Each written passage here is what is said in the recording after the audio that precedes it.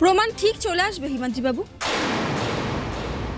আপনি তো এটা ইচ্ছে করে করেছেন যাতে আমরা হাল ছেড়ে দিয়ে ভাগ্যলক্ষ্মী স্টোর্সকে আপনার হাতে তুলে দিই, কিন্তু এটা আপনার এই জন্মে না দুঃস্বপ্নই থেকে যাবে। আপনি যতবার ভাগ্যলক্ষ্মী স্টোর্সের দিকে হাত বাড়াবেন ততবার আমরা একসাথে সেই হাতটাকে গুড়িয়ে দেব।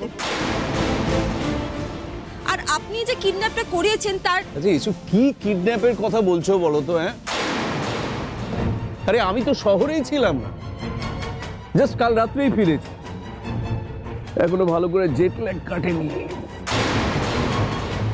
তোমাদের মুখে না এই ফালতু কথা শুনতে আমার ভালো লাগছে না। যাও তো, যাও যাও যাও যাও, এখান থেকে যাও। আমাকে অপমান করতে যদি এসে থাকো সেটা তোমরা অলরেডি করেছো, এর চেয়ে বেশি অপমান আমি সহ্য করব না। আমার মাথা যদি গরম হয়ে যায়,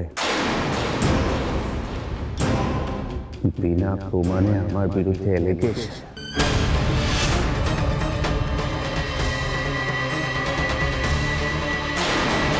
আপনার প্রমাণ চাই তো? এক মিনিট।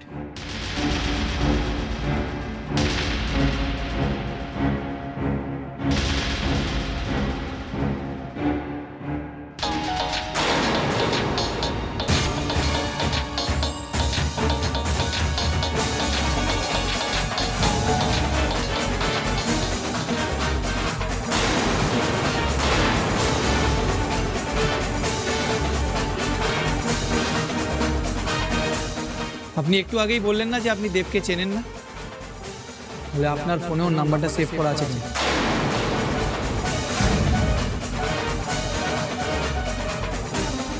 কি হিমাদ্রি বাবু, আপনার আরো প্রমাণ লাগবে?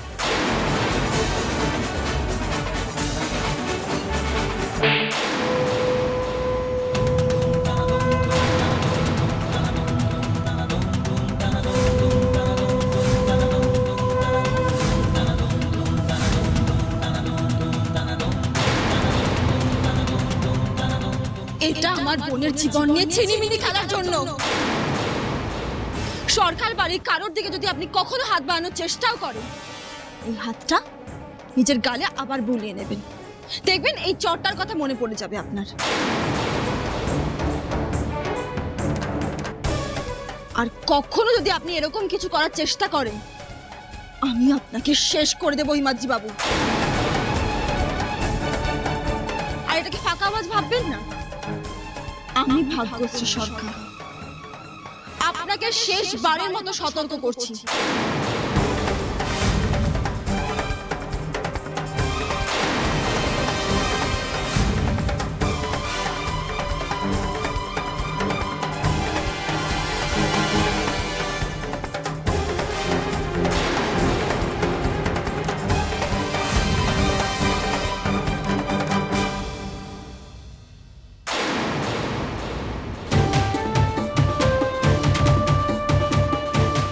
আপনার কাছে আমাদের যে 2.5 কোটি টাকা ধার ছিল, তার 1 কোটি টাকা আপনাকে আগেই শোধ করে দিয়েছে, বাকি 1 কোটি টাকা এটাই। আর চুক্তি হিসাবে বাকি 50 লাখ টাকা শোধ করার জন্য আমাদের আছে 2 মাস সময় আছে, কিন্তু আমাদের সেই সময়টা লাগবে, কারণ ফ্যাশন শোটা আমরা জিতে গেছি আর আমাদের হাতে অনেকগুলো অর্ডার আছে। আমরা অনেক তাড়াতাড়ি আপনাকে টাকাটা শোধ করে দেব। তবে হিমাদ্রি বাবু, আপনার হাতে বেশি সময় নেই, পুলিশ খুব তাড়াতাড়ি আপনাকে অ্যারেস্ট করতে আসবে। বোধায়ন সরকার, হিমাদ্রি গুপ্তকে ছোঁয়ার ক্ষমতা পুলিশের নেই। ধরা তো আপনাকে দিতেই হবে হিমাদ্রি বাবু।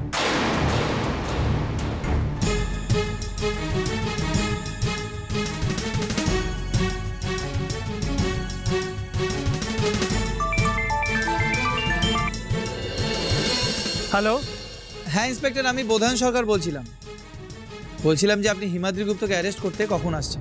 না বোধায়ন বাবু, আমরা ওনার বিরুদ্ধে কোনো অ্যাকশন নিতে পারবো না।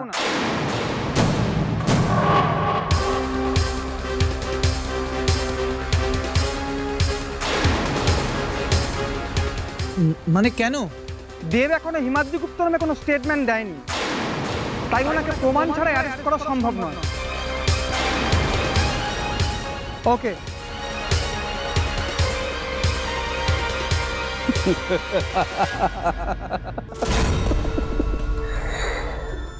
বলেছিলাম না আমাকে ধরা অত সহজ নয়। আর আজ তুমি জীবনে সবচেয়ে বড় ভুলটা করলে ভাগ্যশ্রী সরকার। হিমাদ্রি গুপ্তের গায়ে হাত তুলেছ তুমি।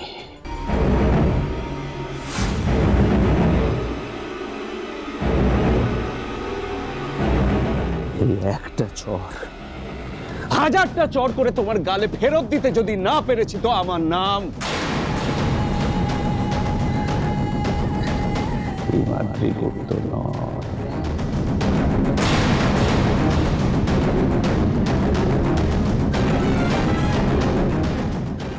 তোমাদের দুজনের জীবন আমি এমন অতিষ্ঠ করে তুলবো না যে তোমাদের দুজনকে আমার পা ধরে ক্ষমা ভিক্ষা করতে হবে। বাচ্চার জন্য হাহাকার করে কাঁদবে তোমরা, দুজনে কাঁদবে তোমরা। আমার আমার পায়ে পড়ে, আমার পায়ে পড়ে।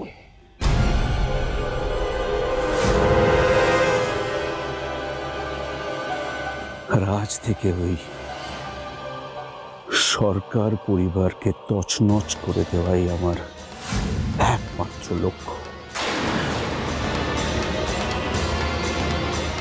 দেখি কি করে আটকাও।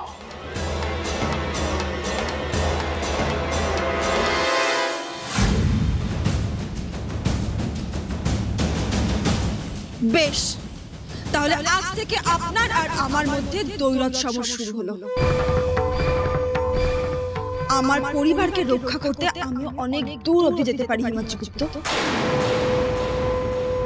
আমার নতুন রূপটা আপনিও দেখতে পাবেন।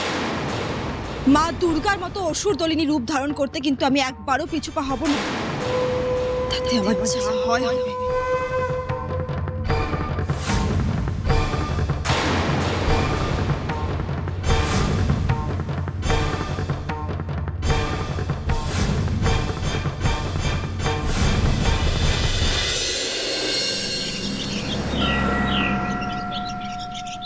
আজ কোনো কাজ করবে না, শুধু রেস্ট।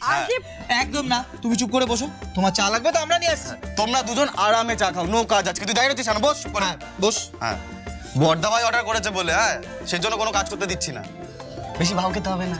চলো চলো, ব্রেকফাস্ট টাইম। হ্যাঁ চল, সবাই মিলে একসাথে ব্রেকফাস্ট করতে বসবো। বাহ, তাহলে ব্রেকফাস্টটা সার্ভ করে ফেলি।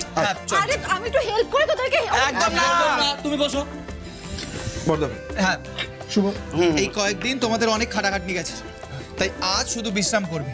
আজ তোমরা দুজন মহারানীর মতন হুকুম করবে আর সব কাজ আমরা করবো, তাই তো? একদম। কিন্তু দেখো, চুপ। তুমি জানো কালকে তোমাদের জন্য আমরা কত টেনশনে পড়ে গেছিলাম। তোমাদের যদি কিছু হয়ে যেত তাহলে আমরা কি করতাম বলো? কিছু তো হয়নি রে বাবা। আর আজকে আমি আরো বেশি এনার্জি পাচ্ছি। আমাদের পরিবারের যে ক্ষতি করার চেষ্টা করছিল সেই দেব এখন জেলে। হিমাদ্রি গুপ্তর প্রায় সব টাকা আমরা ফেরত দিয়ে দিয়েছি, আর বাকি টাকা কয়েকদিনের মধ্যে আমরা ফেরত দিয়ে দিতে পারবো। বলো, এর চেয়ে বেশি আর কি চাই বলো তো? তাহলে একটা সেলিব্রেশন হয়ে যাক। হোক তাহলে একটা হইহুল্লোড় হোক। সব হবে শুভ, তার আগে ভাগশ্রীর রেজাল্টটা বেরিয়ে যাক।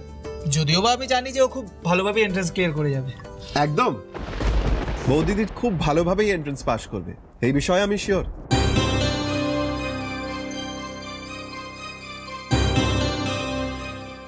তোমাদের না একটা কথা বলা হয়নি।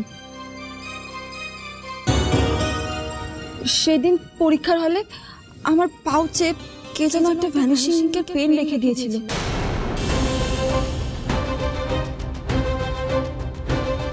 আমি প্রথমে বুঝতে পারিনি, পরীক্ষার মাঝখানে হঠাৎ করে দেখি লেখাগুলো সব মিলিয়ে যাচ্ছে।